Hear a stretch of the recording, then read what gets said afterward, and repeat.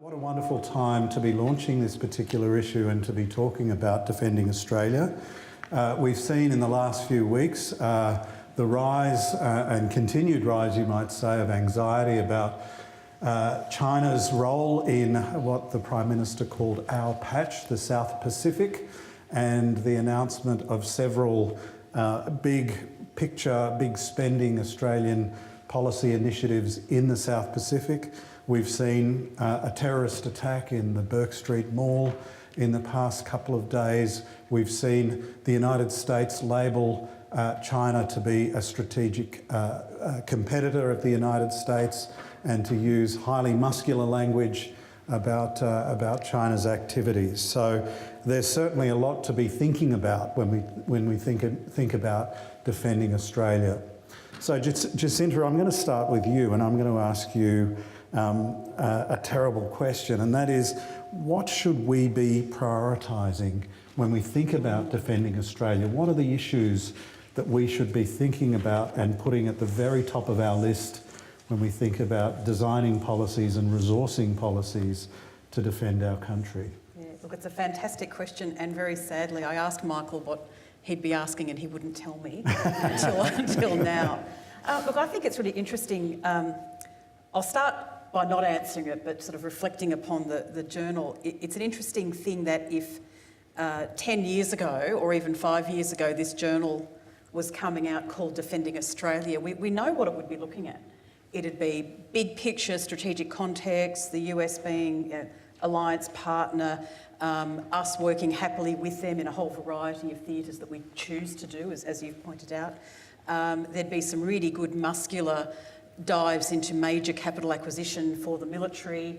And if we might, depending upon the timing, we might dabble a little bit in unconventional operations, probably special forces because they've been very high profile, and maybe some other expeditionary operations. Just to show how complex the environment is and how complex the challenge is and how we respond to it, we now have a journal that is at its heart and soul talking about defending Australia, which, yes, it mentions defence.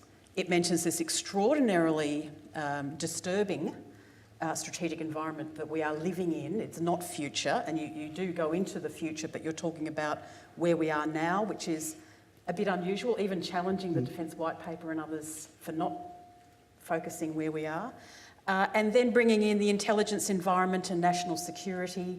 The concept of Australians writing about thinking really about nuclear weapons as a real challenge, and even possibly something that we should consider acquiring ourselves would actually be unthinkable. So what does that tell us? We have a complex array of issues. Therefore, the big concern from a government point of view and from that broader community who are involved in dealing with the complex issue, industry, academia, we comment and criticise from the sides, but we are trying to assist as well, and the community is security could actually be everything.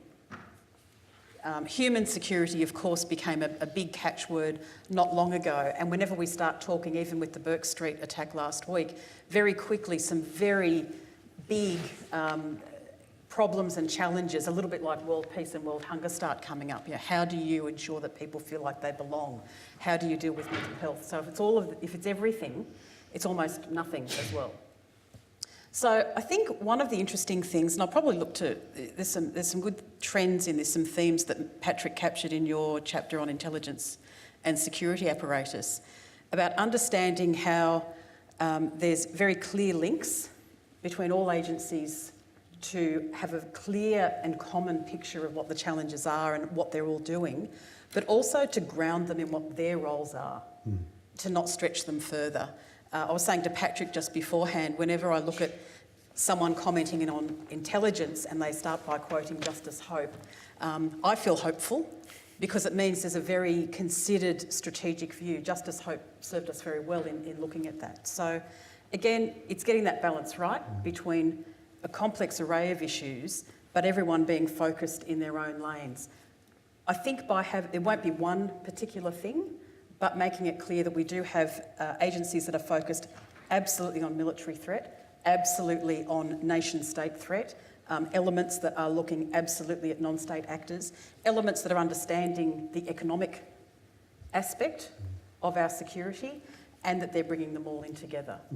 So, big threat. Not one of these things is more important than the others, and probably the key issue that's come out here is that one of the most challenging elements for the international order is that the most powerful adversaries to that, those who are challenging it the most, are choosing to use whatever tools they can. So you must be looking at all of those other tools. If you grip up defence, foreign affairs, and the traditional elements of security, we'll lose in defending Australia on the gaps. So Patrick, let's go to your essay, because you talk about really quite remarkable change that has occurred, some of it driven by the Lestrange review, some of it not. But my reading of your essay is that you're really quite sceptical about whether this is the right thing to do. And there's one point in your essay where you worry that the big changes that have occurred, particularly with the formation of the Department of Home Affairs, may actually jeopardise the really effective interagency mechanisms for coordination that we've got. Where does that scepticism come from? Well, it comes from a knowledge of what ONA has traditionally done, what the government has decided to do, which there was one element of the changes last year which came as a very big surprise to people in the intelligence community. That was the creation of Home Affairs. Michael Lestrange and Stephen Merchant would acknowledge that they had no forewarning of that. They didn't factor that into their review. The problem is simply that you have now, because Home Affairs, I should explain to those of you who are not up with all the administrative changes that have gone on, they've expanded the Australian intelligence community to 10 agencies, or at least agencies which are parts of departments. So there were 6, there are now 10. It's a very big enterprise. There's 7,000 people. The budget's well over $2 billion. And quite a lot of those agencies have now been relocated in Home Affairs, led by ASIO, and the Australian Federal Police are in there, and AUSTRAC, and the Criminal Investigation Commission as well. And so what I think my concern is that with the creation of the Office of National Intelligence, which is the new peak body, which is supposed to oversee the running of the Australian intelligence community and set guidelines and set intelligence gathering tasks, you've now got an alternative locus of power in Home Affairs, which is the portfolio, as opposed to the department, is a very large enterprise. They've got around 23,000 people. Now, not all of those are in the department, but gathered together with all these agencies, it's a very big institution. And there is no doubt in my mind that when it comes to setting intelligence priorities, setting budgets, deciding what matters in terms of our intelligence effort, that the danger is that you could have two competing focuses of interest, one in Home Affairs and one at the top of what we are now going to call the Office of National Intelligence. That supersedes the old ONA. It's going to double in size. The ONA has been a relatively small organisation all its life. It's still only about 160, but it's going up to 300. But about half of those people will be charged with, not with delivering intelligence assessments to the government, but managing this enterprise. So at the heart of my concern is that those two, what could become competing institutions. But this comes on the back of very substantial change over the last, since 9/11, where we've seen, when I talked to quite a few of the agency heads when I was writing the article, the three things they nominated to me were, I said, you know, what should we really be concerned about? First, of course, was counter-terrorism, but some of them, that was China. And the third thing was the cyber and the sheer pace. By that they encapsulate the sheer pace of technological change, which is affecting the whole way intelligence agencies go about their business. It's completely transforming the way ASIS works, ASIO works, all of them. which are collection agencies. And it's driven by big data, by what's happening with the internet, what's happening in the cyber realm. And so there's a real concern at the heart of our intelligence community about how we meet that technology challenge, because that's where an increasing focus of the effort is. Perhaps I should stop there, Mark. Thanks, Patrick. We'll come back to you on some of that. But Tess, I want to bring you in.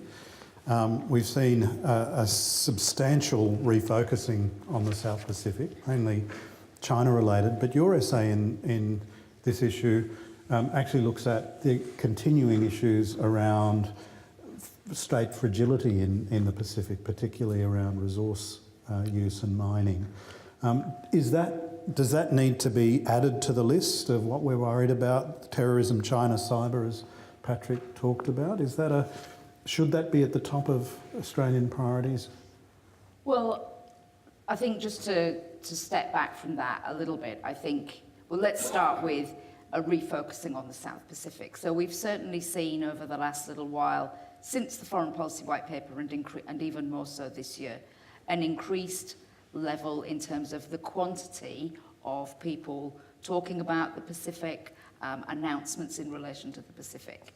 Whether that's reflected in quality of engagement and quality of understanding, I think remains open to question. And one of the things that I think comes out of Matt's book that I reflect on in that essay is that what happens in the Pacific Island region, what happens in Pacific Island countries, is a very complex and multifaceted situation. And so what we've seen, I've certainly heard a lot, and we've seen a lot of quite broad, sweeping statements about the Pacific. And certainly there are elements of the Foreign Policy White Paper that I think are troubling in terms of bringing back the arc of instability trope, which I think some of us had certainly hoped had been put to bed. So there are certainly issues around state building and the bedding down and the full establishment of democratic culture in the region. I think there are some significant questions to be asked about that in various countries, from Fiji, who go to elections tomorrow, through Nauru, into Papua New Guinea and elsewhere. I think the issues that Matt highlights are that when you have societies that are very complex, that aren't necessarily based around cash economies, that rely on long-established kinship systems and systems of traditional justice and conflict resolution, that anything big, whether it's a mining project or a tourism development or a suggestion that you might want to develop a joint operational naval base without really consulting anyone on the ground first, then they have the potential to become points of contention and, in some situations, points of conflict. So are we wise to be entering a kind of race for influence with China in the South Pacific? Is that something that will end well for us? I guess it really depends what you want as a result of the race. My concern with saying that is that people might think that my country, Vanuatu, or another one is some sort of prize to be won in that race. And I think that really has to be the start and end point of all of this, is that these conversations about the Pacific, or conversations that are conducted over the heads of the Pacific countries and their leaders, they are non-starters. Pacific Island countries are sovereign nations. They have exercised and will continue to exercise agency, and failure to really appreciate that and understand what that means at a fundamental principle means that you will get so far in the race, but whether you stumble at the final line remains to be seen. Absolutely. Stephan, the other big element of defending Australia, of course, is our relationship with our great and powerful friend, the United States. You've written a really provocative essay on whether Australia should consider a nuclear option and what would be involved if we did. What are the various elements in that decision? But of course, a big element of that is our relationship with the United States. The United States, as you say, uses its alliances to stop other countries gaining nuclear weapons. But then you also talk about how Australia could use a more limited nuclear deterrent in conjunction with the American nuclear umbrella. Are we starting to move into a new phase with the United States where we have to start to consider all options? Is this going to be a trend into the future? Thank you. Now, I think the question about should we or shouldn't we, well, we don't know. I mean, we'd only really consider that in circumstances that we don't really know yet, and so that's not really a question that we can answer. But so what I'm trying to do in my essay is to look at what are the conditions under which we might actually consider this, and then which way we might go. I mean, future will tell.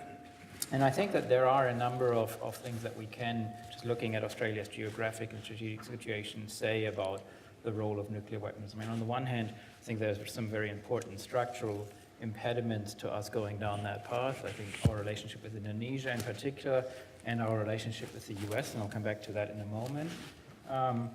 But I think at the same time, there's also, we are in a situation where if we decided that we wanted to acquire nuclear weapons, there are actually some credible operational roles that we could look to these weapons to fulfill. If government ever was seriously considering this, we wouldn't be in a situation where we'd get them and then wouldn't know what to do with them. So I think that's kind of like something that I discuss in that piece.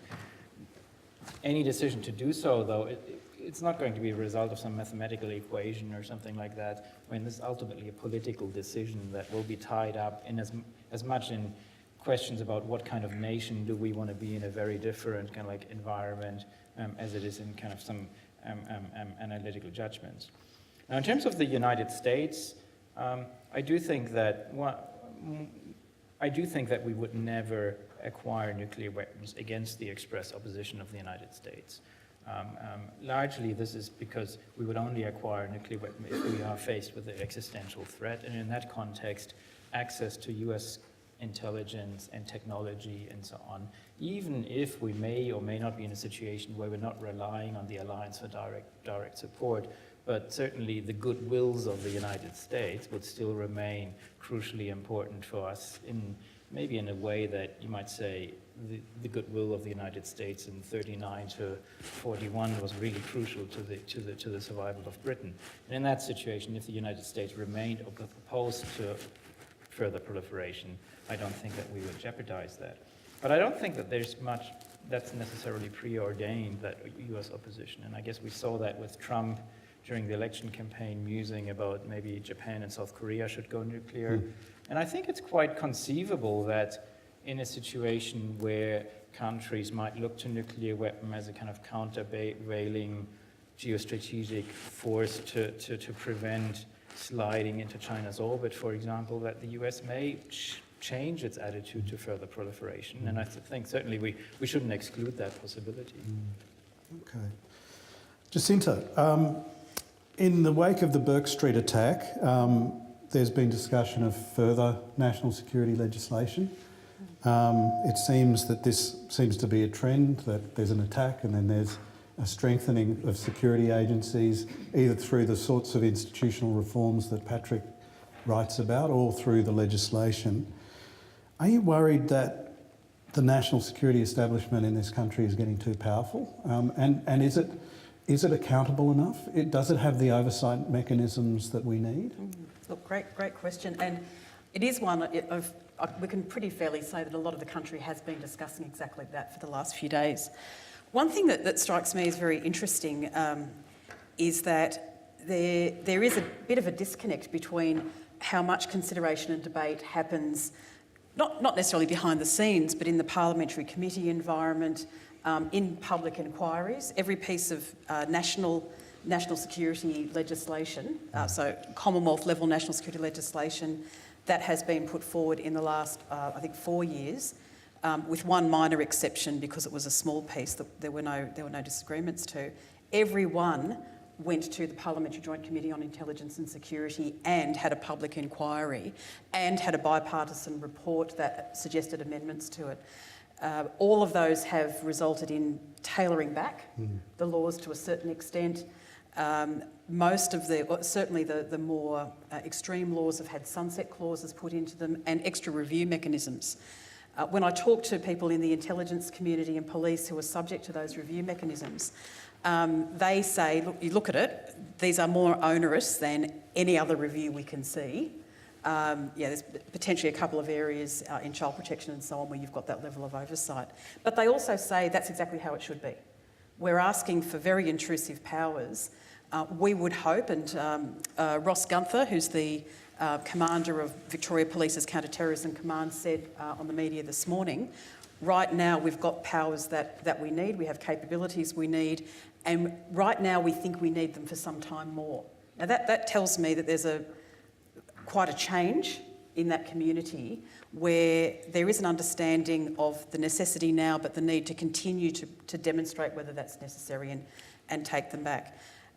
Australia is very fortunate. We've got a bipartisan approach amongst states and territories and at the Commonwealth level to national security legislation. That's actually quite unusual.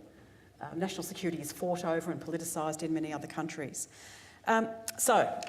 But to your particular question about whether we need more things at the moment, what I hear and what I've seen is that the attack on Friday shows that the powers that are in place are necessary. The preparations, the preventative preparations that we saw across Victoria, that young man that you saw graduated from the academy only a few months ago who shot the offender, is the product of a program that we've seen across all of the eastern states so far, where all general duties police have been taught how to deal with an armed offender who wants to kill everybody and possibly themselves. A complete change in how police think and how they operate. It worked well. The alarm systems worked well. Potentially the bollards elsewhere on Burke Street prevented that vehicle from driving into pedestrians. Look, there'll be reviews of what was needed and what wasn't, but the most important thing for me is that we do have 17 years history in this country of high-level independent review, considered legislation and oversight. We have an independent national security legislation monitor. We have the Inspector General of Intelligence and Security for those agencies. We have police ombudsmen, and of course we have the courts. So they will decide, are these laws things that we can work on or not, and be actively reviewed. But they're pretty good. Will be tested when and if there is a much higher level mass casualty attack. The type of thing that could have happened with the Sydney plot, the aviation plot last year, looking to detonate a device on an Etihad airline and potentially have a noxious gas released in a public area. If that sort of thing happened, there'd be far more serious questions asked, and it really would test what's the capability like. Laws, but also are the intelligence systems working well? Are these various agencies working well? And pivotally, and Patrick goes to all of this in his chapter, not only the agencies at the national level, but how are they working with the jurisdictions in the states and territories? Yeah. So Patrick, in terms of the architecture changes that you discuss in your chapter, particularly the removal of ASIO from the Attorney General's portfolio, are you satisfied that there are the right sorts of sign-off mechanisms and authorisation mechanisms there for what is ultimately becoming an extremely powerful agency in ASIO and the other agencies within the Home Affairs portfolio? Well, the sign-offs for ASIO are still lie with the Attorney General. In fact, I think ASIO have been pretty conservative. To my knowledge, that they exercised over 1,000 warrants in the last financial year, but none of them were detention warrants as far as I'm aware. But that has certainly been a key question for ASIO, was to what extent would those kind of requirements continue to lie with the Attorney General. The fact that that has happened, I think they are reasonably comfortable with, but I know that they had some reservations about the structural change, because you've got to remember, ASIO's been with the Attorney General's Department since it was founded in 1949, and one of the concerns, I think, within ASIO has been that it's always lain with the First Law Officer of the Crown, Now it's in a big policy-making department, which has a very big budget, and there's no doubt that those who run that department will seek to exercise some sway over where ASIO's investments go, what the priorities are in terms of the way they go about their business. But the sort of thing you're talking about, I think there is agreement that the appropriate safeguards have been maintained because of the fact that the warrants, all the warrants they need have to go through the Attorney General, not through the not through the Minister for Home Affairs. Okay, all right. Tess, I'm going to ask you about our policy in the Pacific, which seems to have acquired a very hard edge. It's about infrastructure, it's about defence cooperation, about security sector cooperation. That seems to me to be a very big shift from where we were even a few years ago, which was much more focused on governance, social programs. Is this a good move from an Australian policy perspective? And in particular, I'd really like your view of how the shift in Australian policy is being received by governments, particularly in Melanesia, in places like Vanuatu. Okay, so I think you're right. It is a shift. It has been in train for a little while, so it's probably been in train for about 3 or 4 years. But obviously, it's arced up a great deal, even just this year. Yeah. So since the Foreign Policy White Paper, and again since the beginning of this year, and it's definitely, as you say, it's much harder. So it's much more about security, and then there's this whole infrastructure piece as well. So Australia funding infrastructure in the Pacific is quite a new thing. Previously, what Australia has done is it's delegated that to ADB and World Bank, yeah, and put its money there and, yeah, let them run that. But now there's obviously a sense that Australia needs to essentially badge what its money is paying for, and use that as a way of demonstrating its presence in the region and seek to reassert influence that it feels it's lost elsewhere. Now, with this announcement that we had last week, we don't know where that's coming from. We don't know where this $2 billion, $3 billion if you include the EFIC piece, we don't know where that's coming from. Given what we know about what we've seen of coalition governments' attitudes to the aid budget overall, we're not expecting there to be an increase in the aid budget. So if it's coming from the aid budget, that means Peter's going to be robbed in order, yeah, to pay Paul to build roads and bridges in Melanesia and elsewhere in the Pacific. And then that means what does this mean in terms of the other work that Australia's been doing? Australia's been doing some very important work, yeah, around governance and social programs. So Vanuatu is a good example of this.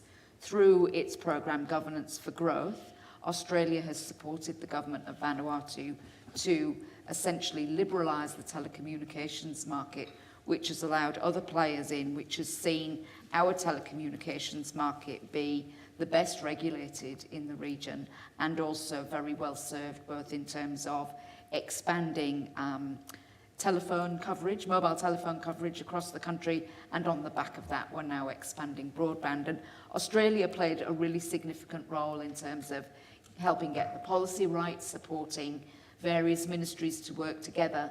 And, you know, from a comms point of view, maybe they didn't do a good job of telling that story. They didn't tell that story well enough. But unfortunately, in this current climate, doesn't make for very good photo opportunities, whereas, you know, ships sailing in with soldiers or sailors, they make for great photo opportunities.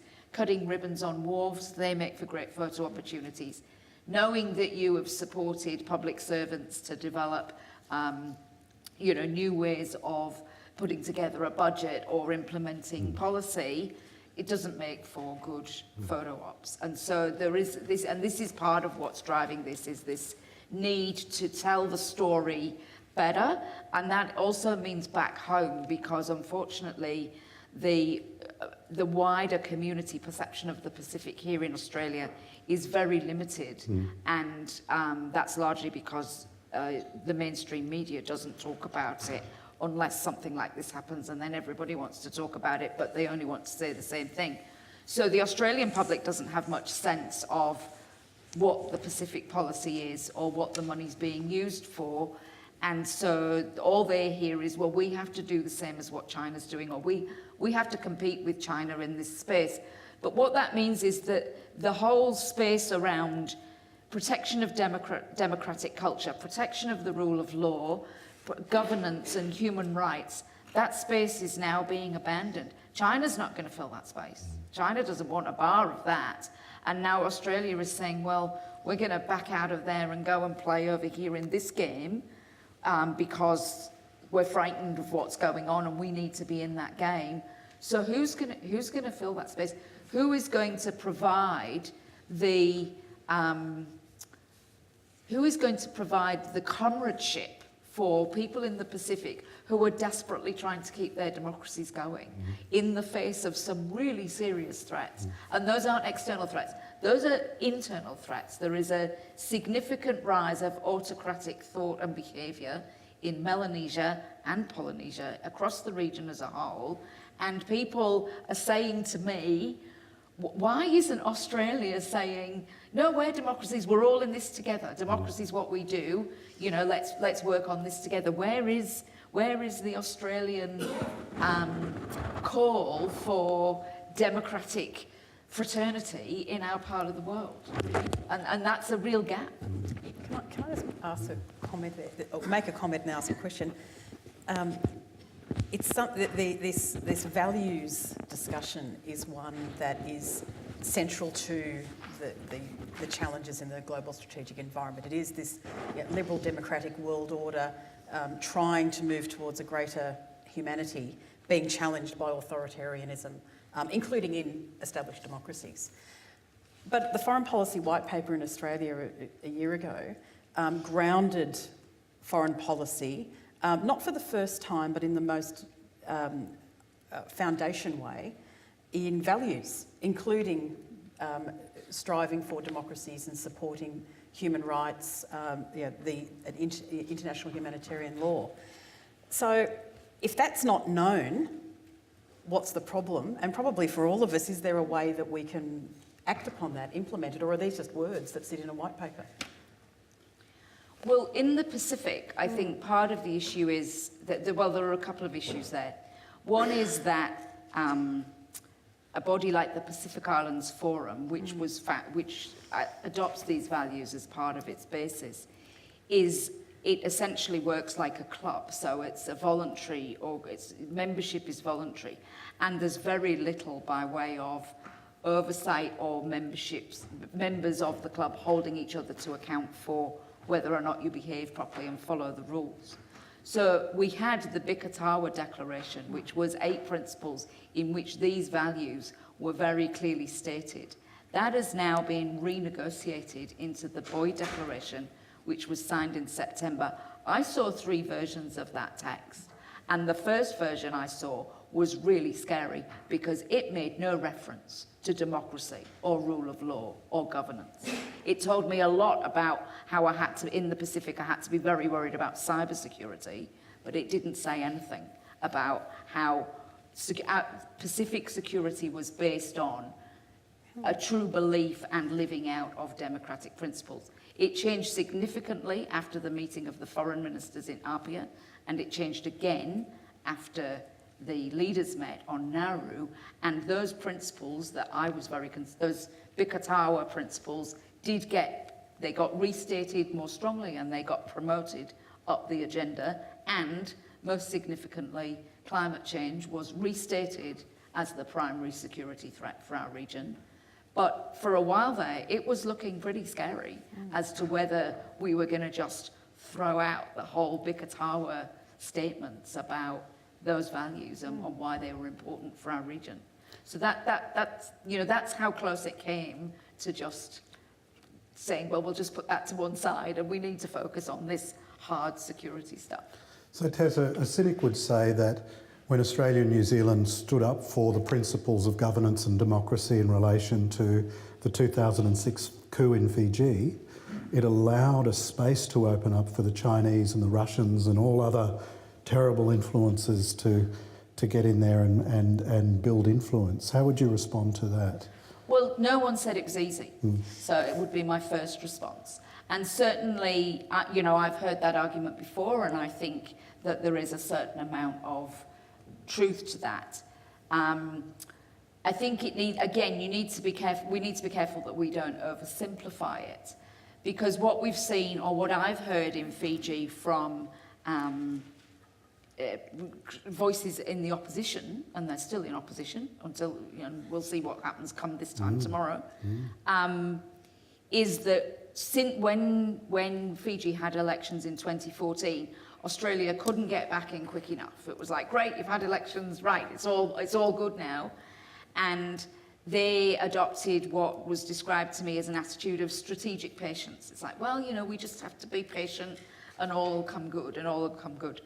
Unfortunately, what that's caused within civil society and opposition in Fiji is this sense of, yeah, we're done with the strategic patience. We would really like Australia to say, can you, this isn't quite good enough, you need to step up. It puts Australia and New Zealand and other democratic partners, it puts them in a difficult position, and it's not easy, and there is a certain amount of trial and error involved. But I think what it demonstrates is the need to recognise that there need to be multiple conversations going on. There can't just be one conversation with one person or one body. That in order for Australia to make the most of its relationships with these countries, they need to be listening to and party to a number of conversations, and that includes conversations about issues that don't necessarily sit easily with other areas of Australian policy.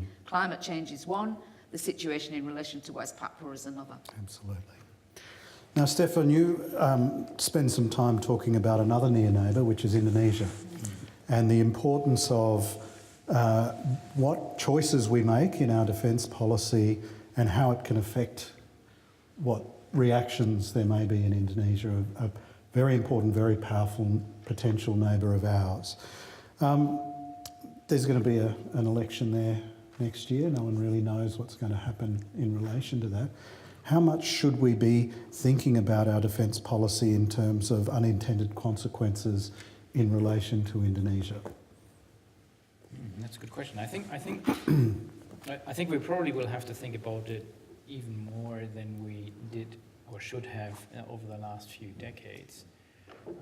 I think it's, and largely this comes back to Australian policy having to really balance two independent but related kind of major considerations. And one is that spectre of a regional threat from Indonesia, which is something that we had to contemplate since West Papua in the late 50s. And somewhat unusually for a Western country was kind of the main game in terms of security to the Australian continent, essentially since the late 1960s. And I think it's important to remember that Australia really took, for all intents and purposes, a strategic holiday from great power competition since the late 1960s. The last time that Australia really thought about defending Australia in the context of global war was probably in the SEATO days in the late 1950s, so beyond living memory. And I think that's the part that's changing now, that essentially we're rediscovering that great power conflict is something that is re-emerging as a possibility, and that great power conflict, if it happens, or global war, whatever you want to call it, that in global war, Australia will also be affected. And we need to develop a new set of policy principles for a problem that we hadn't really worried about since certainly the early 1960s. And in that context, I think those two, the problem is that one does not replace the other. The two exist to some extent independently of each other, but they do influence each other. But that's not necessarily something new. If you go back to the 1960s, I mean, Australia had a military presence in Malaya, largely out of considerations about deterring communist invasion from the north, which led us to be dragged into the Malayan emergency and then into confrontation. And we were in that unfortunate situation that on the one hand, with a view to global contingencies, we really wanted to support the British in the region, but on the other hand, supporting the British got us into a confrontation with the Indonesians. And we kind of got into, tied ourselves into knots there, and which was probably to some extent inevitable. And I think that we need to be alert to those kinds of unpalatable choices. There will probably be situations where there is no good answer, but at the same time, I think anticipating some of those considerations and realizing that the attitude of Indonesia in a context where we might be threatened from the north will be a really crucial thing for our security, but not necessarily an influence that we will be able to dictate or necessarily directly influence. I think that having more conversations with the Indonesians about those kinds of geostrategic developments will help, but we can't necessarily assume that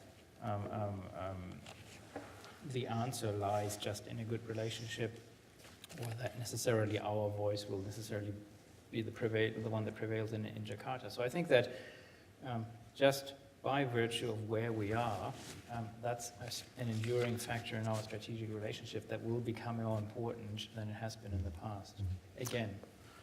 Thank you. Now, ladies and gentlemen, I'm going to throw to the audience for questions after one last question to the panel, and I'm throwing it open, and I'd like all of you and any of you to respond to this one. So what we've established is that we are facing a number of really complex, really difficult threats. There's China's growing assertiveness. There's the continuing threat of extremism and terrorism. There's a cyber threat, and then there's the continuing challenges with governance and fragility in the South Pacific as well.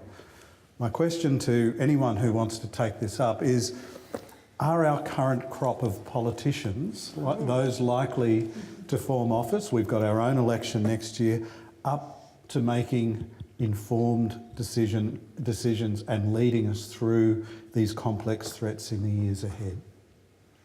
Who'd like to have a go at that one? I think it's a great one for Patrick. Well, I think it's a good challenge for whoever wins the election. There's a huge challenge. I think we haven't got our diplomatic settings right. I think the unseemly scramble in the South Pacific in recent weeks is evidence of, essentially maladroit diplomacy on our part. One of the problems, I think, with our relations with the region is that we constantly pay lip service to the importance of our relationships with, for example, Indonesia, which I have a lot of familiarity with the Southwest Pacific, with New Guinea, East Timor, but when it actually comes over the long term, delivering a very carefully articulated strategy for building not just trust, but closer ties in a broad strategic sense, I think we fall down badly. And that's the big challenge for the next government, because it's not just about military threats or the threat of terrorism. It's about national strategy and statecraft and how we go about securing our relations with our immediate region in a way which, if we're looking at China, particularly I think in the context of Indonesia, we have to manage it in a much more considered fashion. It requires a lot more attention. Too often our ministers, they go on and on about the importance of relations with Jakarta, but very few of them ever spend any time there. None of them can speak Indonesian. And I think, frankly, we've got a long way to go, but we've been lucky that at times that matter, we've had people in the right place which have prevented major crises. So the challenge for us is on a much broader front than just thinking about security policy. We've had some real successes particularly with Indonesia. If you look at the CT, counter-terrorism cooperation, we did some terrific things in the first decade or so of this century, where the Indonesian success in dismantling Jemaah Islamiyah post-Bali was in very significant part due to the kind of intelligence help we gave them, notably the Australian Signals Directorate. But some of the partnerships between the police on both sides have been first rate, but it's got to go well beyond there. We've got a lot of problems emerging in PNG. We've talked about the Southwest Pacific. We run hot and cold on this all the time. It's gone on now for 30 years. We've cut our aid budget, so it's got to be a lot more considered, a lot more disciplined, and on a much broader front.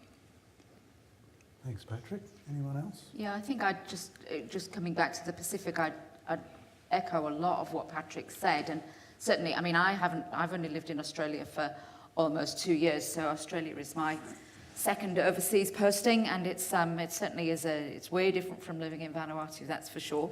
And one of the things that's become like blindingly obvious to me is the impact of domestic politics and politicking on how Australia then behaves elsewhere in the world. And this is particularly so in relation to the Pacific. So one of the things that I would certainly be advocating for is that in terms of policy in relation to the Pacific, this needs to be a whole of government activity. It can't be something that you just give to DFAT and hope for the best. We need, agriculture needs to be involved in this, fisheries, immigration, education. Everyone needs to be across this and everyone needs to know more.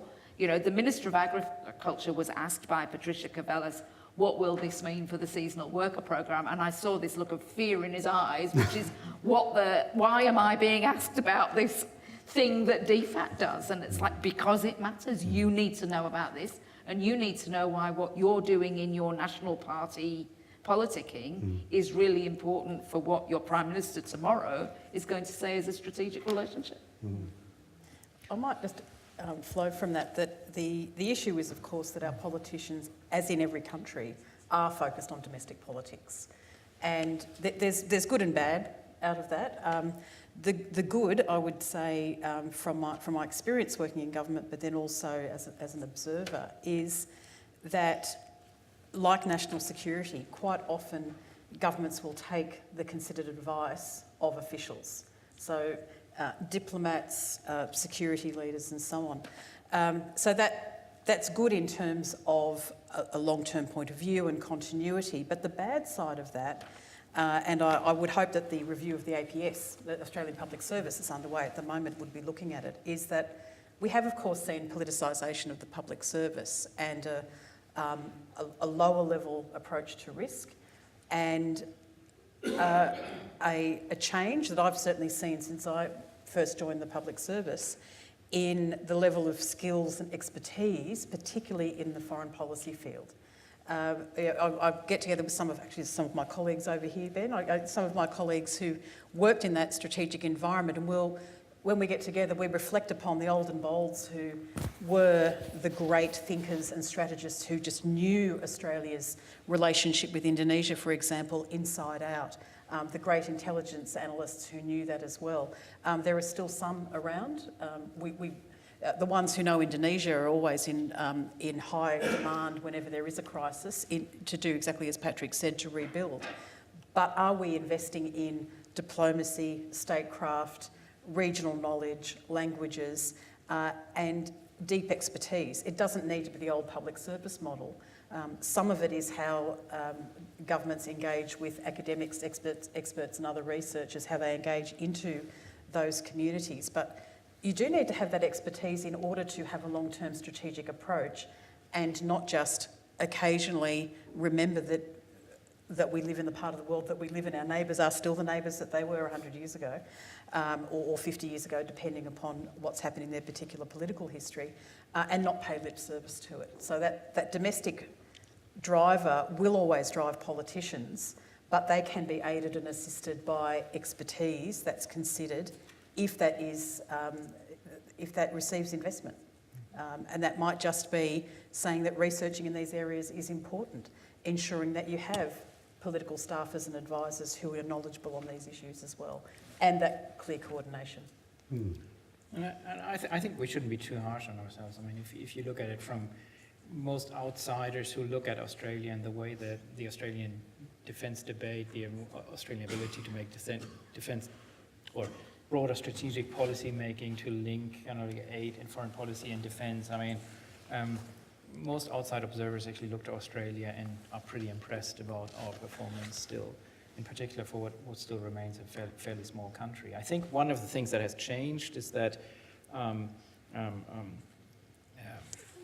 it's obviously less, I mean, foreign policy has to some extent become less politicized, certainly us since Iraq, and certainly foreign and defense strategic policy in our region has not just been less of a focus of senior politicians, essentially, driven by like domestic demands. But I think that will change, and I think there will be events that change that.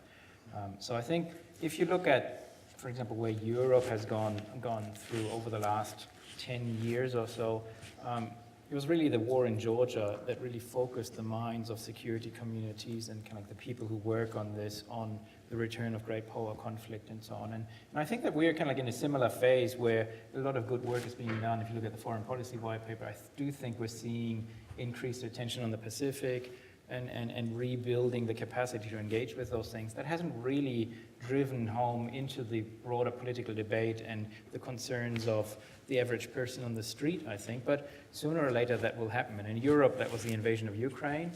Something will happen in our region that will bring this, drive it home to average Australians that world history hasn't ended and can come back and bite us. And once that happens, I think that we will see politicians engage, and at that point in time, we have a good basis to work on and make those policy judgments. Okay, let's draw a close to it. Ladies and gentlemen, I would commend Australian Foreign Affairs to you, not only this issue, but the issues to come as well. And Matt's book. And Matt's book, and Tess's paper that's coming out tomorrow. So lots of reading there. Can you please join me in thanking Tess Newton, Cain,